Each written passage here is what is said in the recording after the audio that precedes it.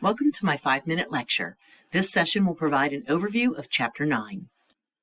There is a high volume of information to sift through. By focusing on reliable and credible sources, you can reduce your research time dramatically. Then, you can quickly browse through existing tools to help you get the gist of the material for more intense scrutiny later.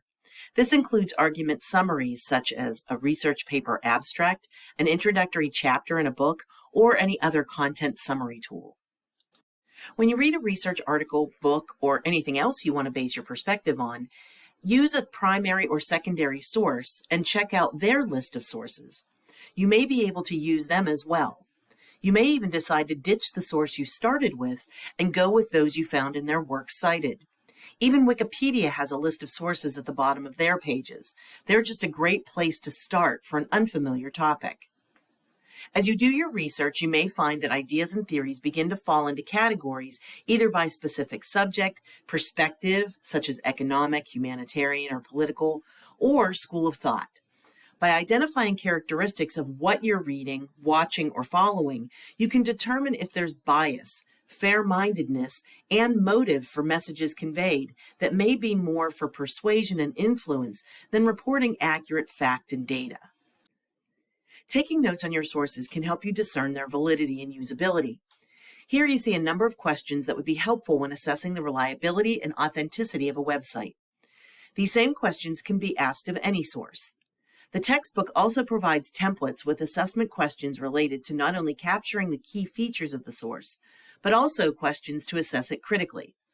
There's also a good example that shows how, when you make good notes on your sources, you can develop a comparison of those sources and evaluate how those multiple sources contribute to an overall argument.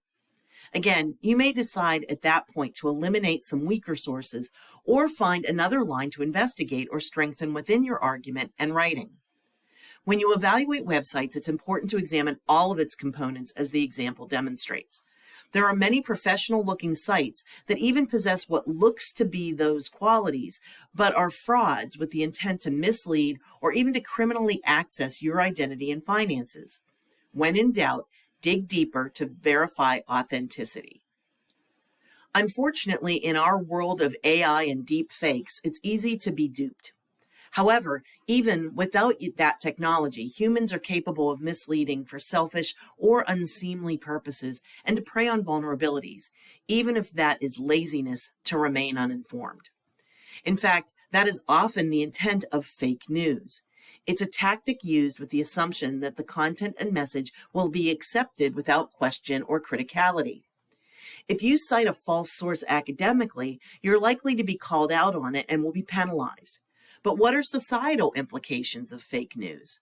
There are many fake and misleading news stories related to medical treatments and major diseases like cancer or diabetes. Trusting these false stories could lead you to make decisions that may be harmful to your health.